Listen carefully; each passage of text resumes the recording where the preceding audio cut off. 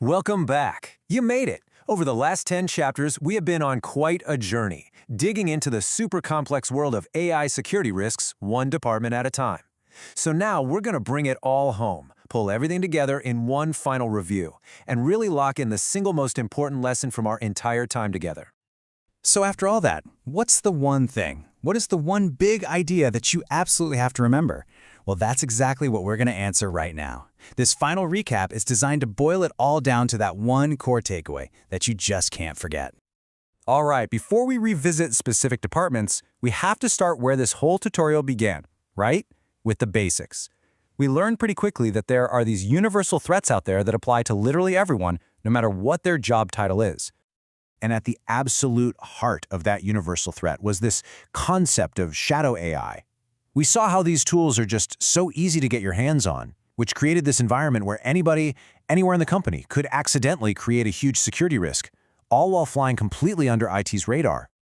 Now this slide right here, this is basically the blueprint for everything else we studied. We learned that every single departmental risk, from HR all the way to engineering, it all came down to one of these three fundamental things. The key, as we saw over and over, is that the context of each department's work totally changes how these risks show up. Okay, so with that foundation set, we moved on to our first group of departments. We call them the frontline. The teams that are the face of the organization, both inside and out, the ones constantly dealing with people. And the common thread we found weaving through all of these teams was personal data.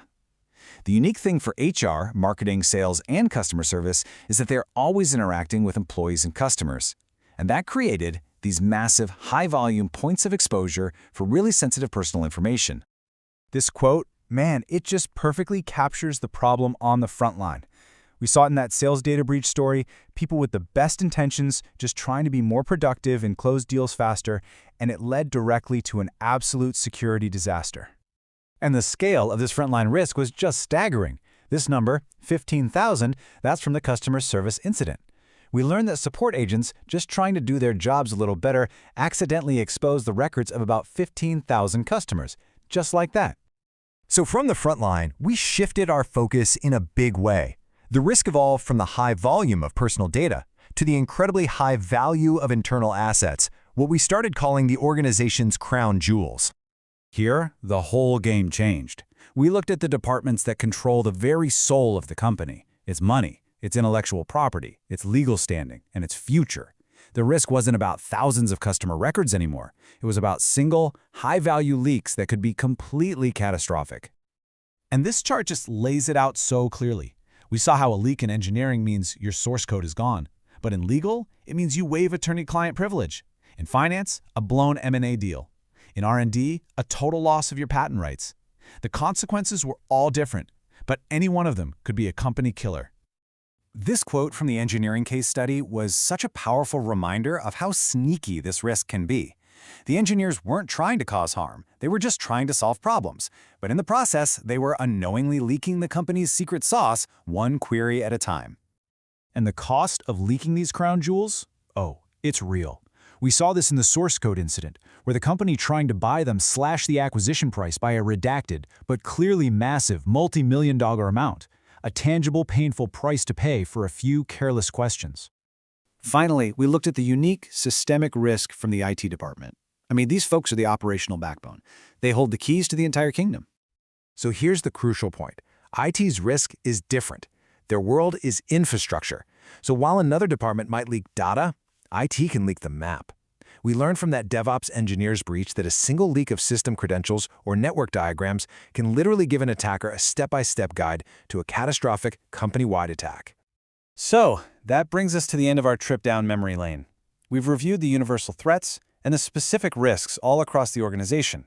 But the real question, the most important one, is what do we do with all this knowledge? And that brings us to it, the single most important takeaway from this entire tutorial. If you remember one thing, let it be this. Context is everything.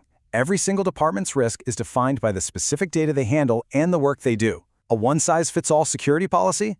It's just doomed to fail. So your path forward really starts right here. The next steps we laid out are all about moving from this general knowledge to specific action, assessing your own unique risks, getting some governance in place, prioritizing the scariest stuff first, and then launching that role-specific training that is absolutely essential for real security. And that pretty much wraps it up. This tutorial we've gone through gives you a really strong foundation. But as we've just said, real security comes from context.